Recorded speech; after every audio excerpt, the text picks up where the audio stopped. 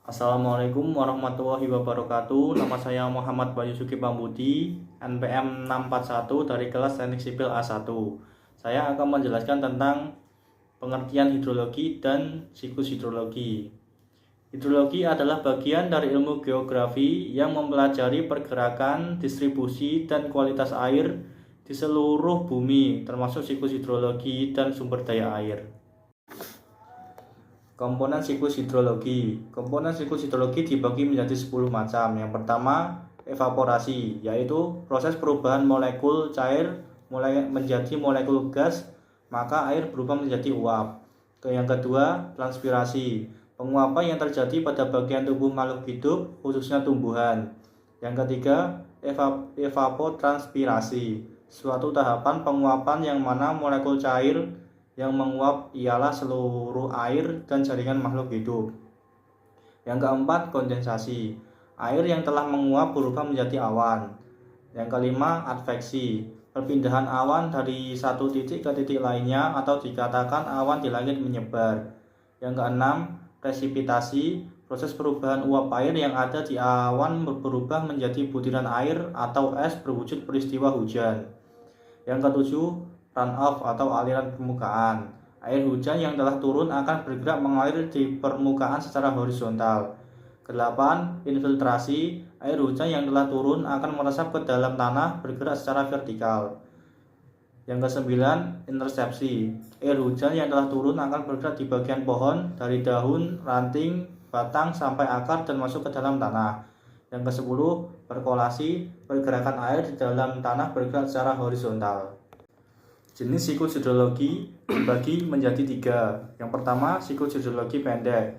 Air laut menguap dan mengalami kondensasi di atas permukaan laut, kemudian mengalami hujan di atas laut. Tahapan pada siklus air pendek atau siklus air kecil diberikan seperti berikut. Yang pertama, sinar matahari mengenai sumber-sumber air di bumi seperti laut, danau, dan lain sebagainya. Yang kedua, sumber air yang ada di permukaan bumi akan mengalami penguapan. Ketiga, penguapan uap air akan menyebabkan kondensasi sehingga dapat terbentuk awan yang mengandung uap air. Keempat, awan yang mengandung uap air mengalami kejenuhan. Yang kelima, uap air dari awan akan jatuh ke permukaan kembali dalam bentuk hujan di permukaan laut. Kedua, siklus hidrologi sedang. Siklus sedang memiliki tahapan yang sedikit lebih panjang dari siklus air pendek. Proses jalur air pada siklus sedang adalah uap air mengalami penguapan menjadi awan, kemudian tertiup angin ke daratan hingga masuk ke tanah. Tahapan dalam siklus air sedang antara lain sebagai berikut. Matahari menyinari permukaan bumi termasuk sumber-sumber air seperti laut, samudra, dan danau. Sumber-sumber air tersebut mengalami penguapan atau evaporasi. Uap air di permukaan bergerak karena tertiup oleh angin ke darat, sehingga terbentuk awan di atas permukaan daratan. Selanjutnya, hujan turun di atas permukaan daratan. Air yang turun di daratan akan mengalir ke sungai menjadi air limpasan atau meresap ke dalam tanah, infiltrasi. Kemudian air akan mengalir menuju laut untuk kembali mengalami siklus air berikutnya. Yang ketiga, siklus hidrologi panjang. Siklus panjang terjadi saat awan mengandung uap air akan membentuk kristal es terbawa ke pegunungan. Tahapan dalam siklus air panjang adalah sebagai berikut. Matahari menyinari permukaan bumi termasuk sumber-sumber air, laut, samudra, dan danau. Sumber-sumber air mengalami penguapan terjadi evaporasi. Uap air mengalami sublimasi di atmosfer udara. Terbentuknya awan yang mengandung kristal-kristal es. Awan yang terbentuk kemudian bergerak ke pegunungan karena tiupan angin.